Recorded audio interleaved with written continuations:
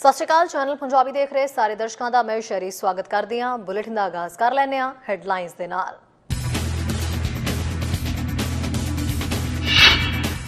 Budget ਵਿੱਚ ਆਰਥਿਕ recovery ਨੂੰ ਹੁਲਾਰਾ ਦੇਣ ਦਾ ਕੀਤਾ ਗਿਆ ਵਾਅਦਾ।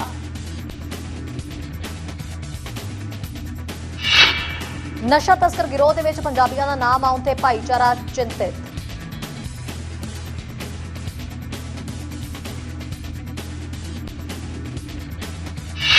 ਖਬਰਾਂ ਵਿਸਥਾਰ ਦੇ ਨਾਲ। ਡਿਪਟੀ ਪ੍ਰਧਾਨ ਮੰਤਰੀ ਤੇ ਵਿੱਤ ਮੰਤਰੀ ਕ੍ਰਿਸਟੀਆ ਫਰੀਲੈਂਡ ਦੇ ਵੱਲੋਂ ਪੇਸ਼ ਕੀਤੇ ਗਏ ਇਤਿਹਾਸਕ ਬਜਟ ਦੇ ਵਿੱਚ ਫੈਡਰਲ ਸਰਕਾਰ ਨੇ ਕੋਵਿਡ-19 ਦੀ ਤੀਜੀ ਵੇਵ ਦੌਰਾਨ ਦੇਸ਼ ਦੀ ਮਦਦ ਕਰਨ ਤੇ ਮਹਾਮਾਰੀ ਤੋਂ ਬਾਅਦ ਆਰਥਿਕ ਰਿਕਵਰੀ ਨੂੰ ਹੁਲਾਰਾ ਦੇਣ ਦੇ ਲਈ 101.4 ਬਿਲੀਅਨ ਡਾਲਰ ਹੋਰ ਖਰਚਣ ਦਾ ਟੀਚਾ ਮਿੱਥਿਆ ਹੈ। ਪੇਸ਼ ਕੀਤੇ ਗਏ ਫੈਡਰਲ ਬਜਟ ਦੇ ਵਿੱਚ ਫੈਡਰਲ ਲਿਬਰਲਾਂ ਨੇ ਕੈਨੇਡੀਅਨ ਅਰਥਚਾਰੇ ਦੇ ਪੁਨਰ ਨਿਰਮਾਣ ਦੇ ਵਿੱਚ ਸਾਰੇ ਕੈਨੇਡੀਅਨਜ਼ ਨੂੰ ਨਾਲ ਲੈ ਕੇ ਤੁਰਨ ਦਾ ਫੈਸਲਾ ਕੀਤਾ ਹੈ। ਇਸ ਦੌਰਾਨ ਪੈਂਡੈਮਿਕ ਬਿਜ਼ਨਸ ਤੇ ਹੈਲਥ ਸਪੋਰਟ ਦੇ ਵਿੱਚ ਵਾਧੇ ਦੇ ਨਾਲ ਕੌਮੀ ਚਾਈਲਡ ਕੇਅਰ ਪਲਾਨ ਲਈ 30 ਬਿਲੀਅਨ ਡਾਲਰ ਦੇਣ, ਫੈਡਰਲ ਪੱਧਰ ਦੇ ਉੱਤੇ ਘੱਟ ਤੋਂ ਘੱਟ ਉਚਰਤਾ ਦੇ ਵਿੱਚ ਵਾਧੇ, ਗ੍ਰੀਨ ਨਿਵੇਸ਼ ਦੇ ਵਿੱਚ 17.6 ਬਿਲੀਅਨ ਡਾਲਰ ਦੇਣ ਦਾ ਵਾਅਦਾ ਵੀ ਕੀਤਾ। So, Donna, I worry about everything. I think that's my job as finance minister. That $354 billion deficit from last year, 2020-2021, actually is lower than what we forecast. We forecast 381.6 billion. So, that is serious, but I think it's important to point out to Canadians that it's less than we provisioned for. I think the other thing I would really point out is our spending is necessary and it's also reasonable and sustainable. Over the 5 years that this budget forecasts, we have a declining debt to GDP ratio. We have at the end of the forecast horizon, that's 25-26, we have debt to GDP going down to 49.2%, and we have a deficit of 1.1%. So, this is the deepest recession since the Great Depression. It has cost money to support Canadians and Canadian businesses to get through it, but we can afford it. This is sustainable, and we're going to come roaring back. Yeah, they should expect it 5 years from now. That's what we promised. That is what we're going to deliver. And, Donna, I do not underestimate how hard this is, how complicated it is, or how much money it costs. But I think it is absolutely essential. It's essential for families, like the really nice family that you showed a minute ago on your show. So it's essential for people's lives. But you know what? We really need this to drive economic growth. If, and I'm going to say when, we get a universal early learning and childcare system built across our country, it is going to have the biggest impact on the Canadian economy since NAFTA. ਉਧਰ York regional police ਦੇ ਅਧਿਕਾਰੀਆਂ ਨੇ ਜਾਣਕਾਰੀ ਦਿੱਤੀ ਹੈ ਕਿ 1 ਸਾਲ ਤੱਕ ਚੱਲੀ ਜਾਂਚ ਤੋਂ ਬਾਅਦ ਇੱਕ ਵੱਡੇ ਨਸ਼ਾ ਤਸਕਰੀ ਗਿਰੋਹ ਨੂੰ ਗ੍ਰਿਫਤਾਰ ਕੀਤਾ ਗਿਆ ਹੈ। Royal Canadian mounted police appeal regional police ਦੇ ਵੱਲੋਂ US ਡਰੱਗ ਇਨਫੋਰਸਮੈਂਟ ਐਡਮਿਨਿਸਟ੍ਰੇਸ਼ਨ ਦੇ ਵੱਲੋਂ ਸਾਂਝੇ ਆਪਰੇਸ਼ਨ ਚਲਾਇਆ ਗਿਆ ਸੀ। ਜਾਣਕਾਰੀ ਮੁਤਾਬਕ 7,50,000 ਕੈਨੇਡੀਅਨ ਕਰੰਸੀ, ਹਥਿਆਰ, 3 ਮਹਿੰਗੀਆਂ ਕਾਰਾਂ, 2.5 ਮਿਲੀਅਨ ਡਾਲਰ ਦਾ ਡਰੱਗ ਬਰਾਮਦ ਕੀਤਾ ਗਿਆ ਹੈ। ਨਮੋਸ਼ੀ ਦੀ ਗੱਲ ਇਹ ਹੈ ਕਿ ਇਸ ਦੇ ਵਿੱਚ ਜ਼ਿਆਦਾਤਰ ਤਸਕਰ ਪੰਜਾਬੀ ਮੂਲ ਦੇ ਨਾਲ ਸੰਬੰਧਿਤ ਨੇ ਤੇ ਜ਼ਿਆਦਾਤਰ ਬ੍ਰੈਂਪਟਨ ਦੇ ਵਾਸੀ ਨੇ। ਅਧਿਕਾਰੀਆਂ ਦੇ ਵੱਲੋਂ ਡਿਟੇਲ ਦੇ ਵਿੱਚ ਇਸ ਸੰਬੰਧੀ ਜਾਣਕਾਰੀ ਦਿੱਤੀ ਗਈ ਹੈ। My name is Ryan Hogan. I'm the inspector at the Organised Crime Enforcement Bureau of York Regional Police. We're here today talking about Project Cheetah. Project Cheetah was a national and international, in fact transnational, investigation into the importation and distribution of cocaine, heroin, opium and ketamine into Canada, both from India and from California. The investigation, which I said was a year long, resulted in over 50 search warrants being executed in Ontario, British Columbia and California. As a result of those warrants and the investigation to date, we've seized over 10 kilograms of cocaine, 8 kilograms of ketamine and numerous kilograms of opium and heroin. Of particular concern when we look at heroin, a very insidious drug causing great harm to our community, a number of kilograms are alleged to be seized from a playland in Brampton. So we can see not only the effects in the community, but the real significant risk that it put to the children, some of the most vulnerable people in our community. So it was a year-long investigation coordinated with our partners from the Royal Canadian Mounted Police here in Ontario, Alberta, and British Columbia, with Peel Regional Police, and with our partners in the United States being the Drug Enforcement Administration. As a result of the investigation, we have over 20 people facing over 100 criminal charges, ranging from conspiracy to traffic to trafficking and possession of proceeds of crime. Additionally, we've seized over $700,000 in Canadian currency that we're alleging is the direct proceeds from drug trafficking crimes, as well as 3 high-end vehicles that are seized as offence-related property.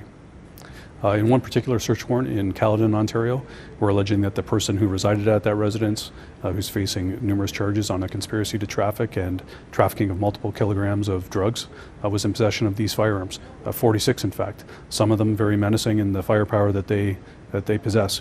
And we know that in the drug trade, violence is common. The propensity for violence as a profit-driven illegal commodities we're seeing in the community on a regular basis. And these firearms are in fact lawfully possessed by this person who's now alleged to be facing numerous drug trafficking charges. So they've been seized as a result of a serious threat to public safety under provisions that are afforded to us by the criminal code. ਫਿਲਹਾਲ ਸਮਾਂ ਹੋ ਚਲਾ ਇੱਕ ਛੋਟੇ ਜਿਹੇ break ਦੇ ਲਈ ਰੁਕਣ ਦਾ। ਜਲਦ ਹਾਜ਼ਰ ਹੁੰਦੇ ਹਾਂ ਕੁਝ ਹੋਰ ਖਾਸ ਖਬਰਾਂ ਦੇ ਨਾਲ।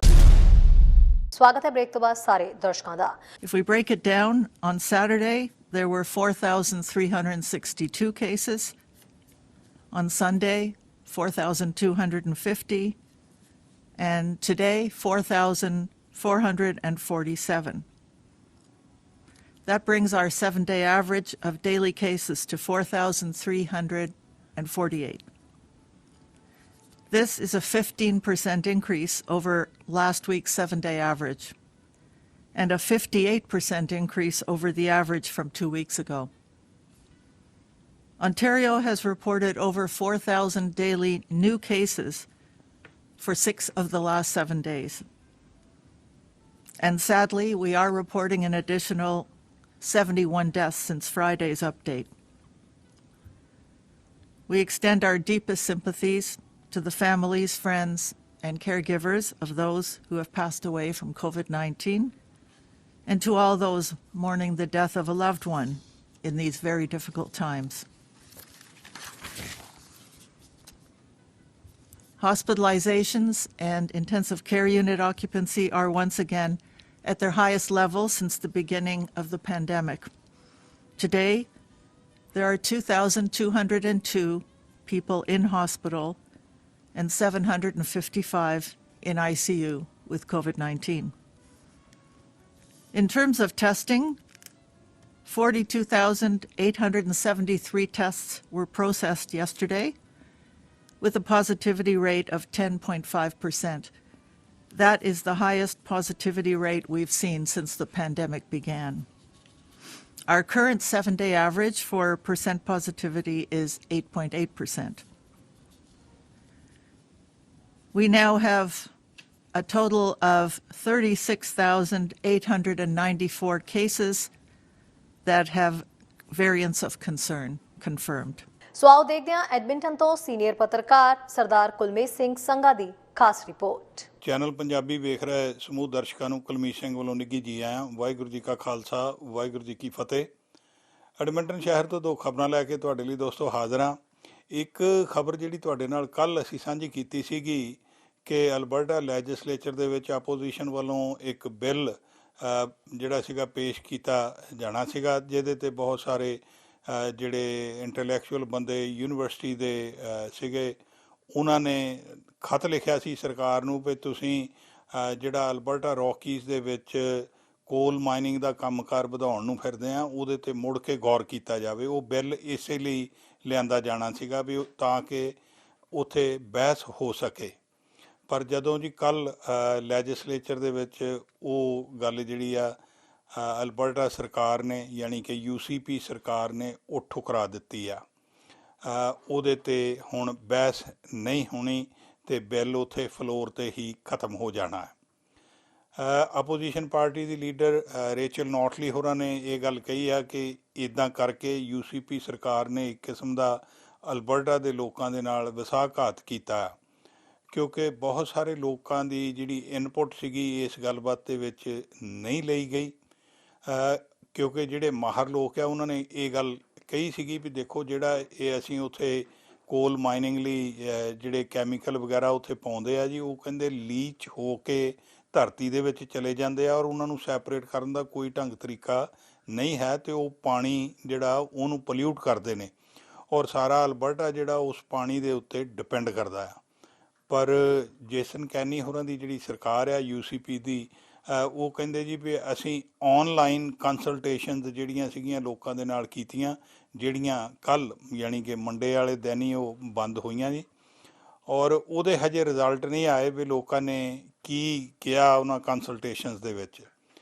ਜਦੋਂ ਕਿ NDP ਪਾਰਟੀ ਚਾਹੁੰਦੀ ਸੀ ਕਿ ਉਹਦੇ 'ਤੇ ਬਹਿਸ ਕੀਤੀ ਜਾਵੇ, ਗੱਲਬਾਤ ਕੀਤੀ ਜਾਏ, ਪਰ ਉਹ ਉਹਨਾਂ ਨੇ ਠੁਕਰਾ ਦਿੱਤੀ ਆ। ਅਤੇ ਹੁਣ ਜਿਹੜੀਆਂ ਲੋਕਾਂ ਨੇ ਉਹਨਾਂ ਨੂੰ ਸਲਾਹ ਮਸ਼ਵਰੇ ਦਿੱਤੇ ਹੋਣਗੇ, ਉਹ ਆਉਣ ਵਾਲੇ ਦਿਨਾਂ ਦੇ ਵਿੱਚ ਪਤਾ ਲੱਗੇਗਾ ਕਿ ਕੀ ਗੱਲਬਾਤ ਕਹੀ ਹੈਗੀ ਆ। ਦੂਸਰੀ ਇੱਕ ਖਬਰ ਸਾਡੇ ਸ਼ਹਿਰ ਦੀ ਹੈ ਜੀ ਵੀ ਇੱਕ ਡਾਕਟਰ, ਫਰਟੀਲਿਟੀ ਡਾਕਟਰ ਆ, ਉਹਨੇ ਕੁਝ ਜਿਹੜੀਆਂ ਡਰੱਗ ਕੰਪਨੀਜ਼ ਆ ਉਹਨਾਂ ਦੇ ਨਾਲ ਰਲ ਕੇ ਆਪਣੇ ਪੇਸ਼ੈਂਟਸ ਨੂੰ ਓਵਰ ਪ੍ਰਸਕ੍ਰਾਈਬਡ ਕਰਦੇ ਰਹੇ ਨੇ ਜਿਹੜੀਆਂ ਦਵਾਈਆਂ ਨੇ, ਔਰ ਇੱਕ ਫਾਰਮੇਸੀ ਵੀ ਇਹਦੇ ਵਿੱਚ ਇਨਵੋਲਵ ਸੀ, ਜਿੱਥੇ ਉਹ ਆਪਣੇ ਪੇਸ਼ੈਂਟਸ ਨੂੰ ਡਾਇਰੈਕਟ ਕਰ ਦਿੰਦੇ ਸੀ ਵੀ ਫਲਾਨੀ ਫਾਰਮੇਸੀ ਤੋਂ ਜਾ ਕੇ ਤੁਸੀਂ ਦਵਾਈਆਂ ਲੈ ਲਓ।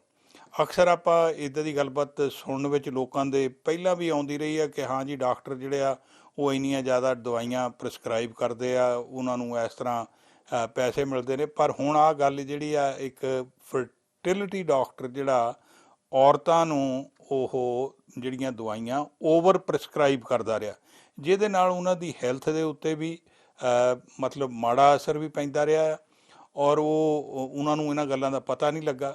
ਪਰ ਜਦੋਂ ਹੁਣ ਪਤਾ ਲੱਗਾ ਜੀ, ਉਦੋਂ ਤਾਂ ਉਹ ਨੁਕਸਾਨ ਉਹਨਾਂ ਦਾ ਹੋ ਚੁੱਕਾ ਹੈ। ਪਰ ਡਾਕਟਰ ਨੇ, ਜਿਨ੍ਹਾਂ ਦਾ ਨਾਂ ਡਾਕਟਰ ਤਾਰਿਕ ਮੋਤਨ ਆ, ਉਹਨਾਂ ਨੇ ਇਹ ਗੱਲ ਮੰਨ ਲਿਆ ਕਿ ਹਾਂ ਮੈਂ ਕੁਝ ਜਿਹੜੀਆਂ ਫਾਰਮਾਸਿਊਟੀਕਲ ਕੰਪਨੀਜ਼ ਹੈਗੀਆਂ ਉਹਨਾਂ ਦੇ ਨਾਲ ਸਮਝੌਤਾ ਕੀਤਾ ਹੋਇਆ ਸੀਗਾ।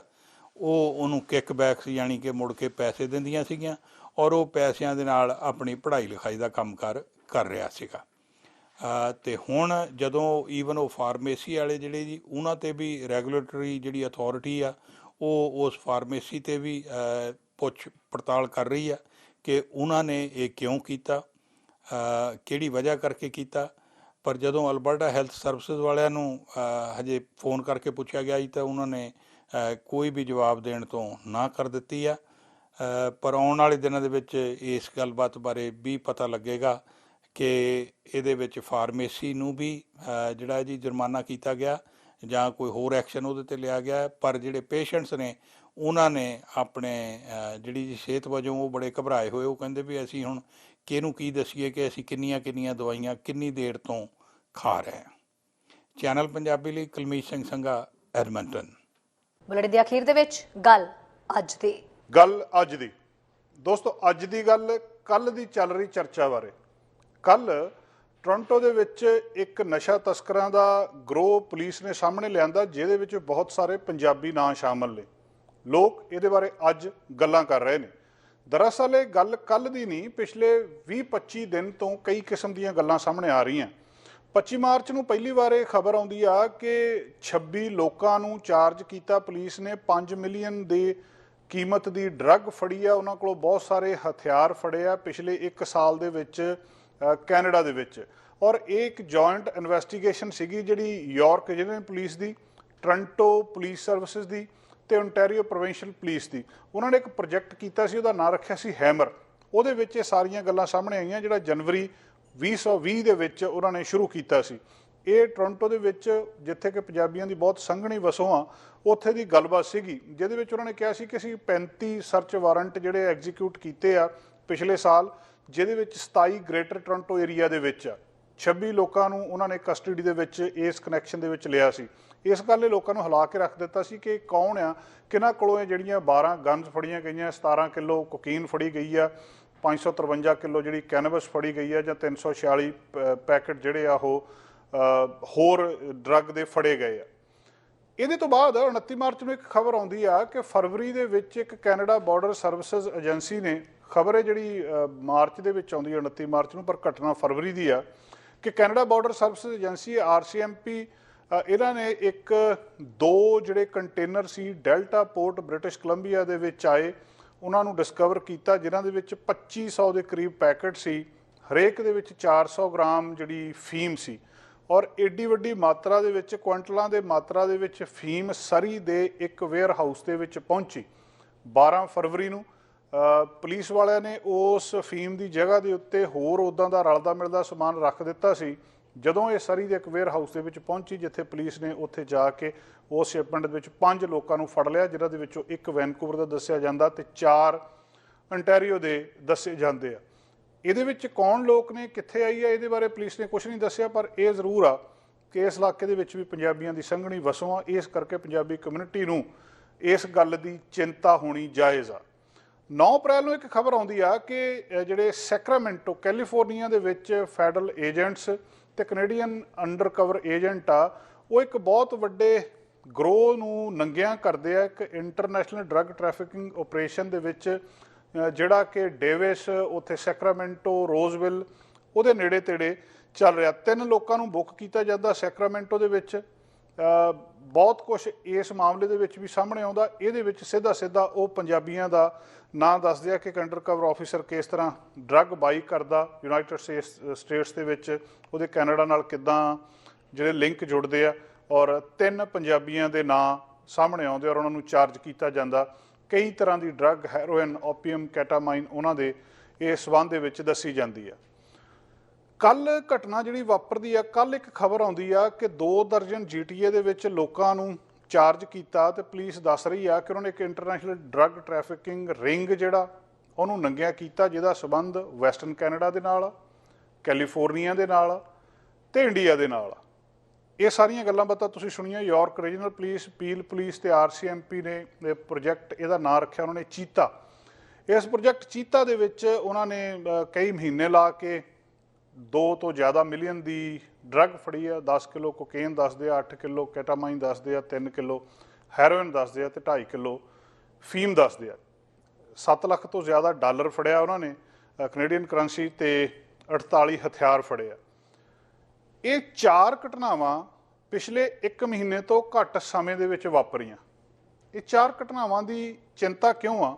ਕਿਉਂਕਿ 4 ਘਟਨਾਵਾਂ ਉੱਥੇ ਵਾਪਰਦੀਆਂ ਜਿੱਥੇ ਪੰਜਾਬੀਆਂ ਦੀ ਵਸੋਂ ਸੰਘਣੀ ਆ, ਔਰ 4 ਦੇ ਵਿੱਚੋਂ 2 ਦੇ ਵਿੱਚ ਸਿੱਧਾ ਸਿੱਧਾ ਪੰਜਾਬੀਆਂ ਦਾ ਨਾਂ ਆ ਜਾਂਦਾ। ਇੱਕ ਲਿਸਟ ਕੱਲ੍ਹ ਜਿਹੜੀ ਆਈ ਆ ਚਰਚਾ ਦੇ ਵਿੱਚ ਆ, ਉਹਦੇ ਵਿੱਚ ਵੱਡੀ ਗਿਣਤੀ ਦੇ ਪੰਜਾਬੀ ਔਰ ਇੱਕ ਕੁੜੀ, ਪੰਜਾਬਣ ਕੁੜੀ ਵੀ ਉਸ ਕੰਮ ਦੇ ਵਿੱਚ ਸ਼ਾਮਲ ਦੱਸੀ ਜਾ ਰਹੀ ਹੈ, ਜਿਹਨੂੰ ਕਥਿਤ ਤੌਰ ਤੇ ਚਾਰਜ ਕੀਤਾ ਗਿਆ ਜਾਂ ਇਹ ਕਿਹਾ ਗਿਆ ਕਿ ਇਹ ਇਹਦੇ ਵਿੱਚ ਸ਼ਾਮਲ ਆ। ਤਰ੍ਹਾਂ ਤਰ੍ਹਾਂ ਦੀਆਂ ਚਰਚਾਵਾਂ ਚੱਲ ਰਹੀਆਂ। ਇਹ ਸਾਰੇ ਕੁਛ ਦਾ ਇੱਕ ਪੱਖ ਤਾਂ ਇਹ ਆ ਕਿ ਜਿੰਨੇ ਕੁ ਲੋਕ ਬਾਕੀ ਕਮਿਊਨਿਟੀਜ਼ ਦੇ ਵਿੱਚ ਮਾੜੇ ਹੁੰਦੇ, ਉਨੇ ਕੁ ਪੰਜਾਬੀਆਂ ਵਿੱਚ ਆ।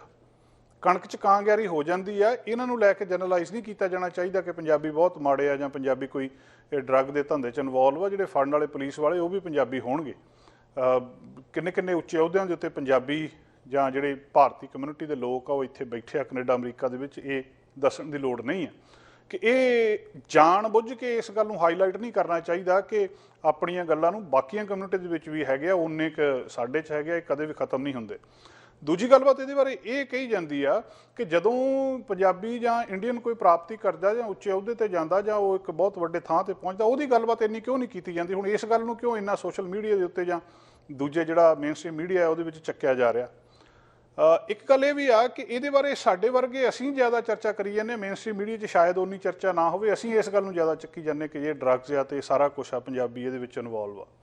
ਦੂਜਾ ਪਾਸਾ ਇਹਦੇ ਵਿਰੋਧ ਦੇ ਵਿੱਚ ਜਿਹੜੀ ਚਰਚਾ ਚੱਲ ਰਹੀ ਆ ਕਿ ਪੰਜਾਬ ਦੇ ਵਿੱਚ ਬਹੁਤ ਸਾਰਾ ਨਸ਼ੇ ਬਾਰੇ ਗੱਲਬਾਤ ਚੱਲਦੀ ਕਿ ਉੱਥੇ ਨਸ਼ਾ ਹੈਗਾ ਆ, ਉੱਥੇ ਲੋਕ ਨਸ਼ਾ ਕਰਦੇ ਆ, ਉੱਥੋਂ ਦੇ ਹਾਲਾਤ, ਉੱਥੋਂ ਦੀ ਬੇਰੁਜ਼ਗਾਰੀ, ਜਾਂ ਉਹ ਇੱਕ ਡਿਵੈਲਪਿੰਗ ਕੰਟਰੀ ਆ ਇੰਡੀਆ, ਉਹਦੇ ਵਿੱਚ ਇੱਦਾਂ ਦੇ ਹਾਲਾਤ ਨੇ। ਫਿਰ ਇੱਥੇ ਕੀ ਸਮੱਸਿਆ ਆ?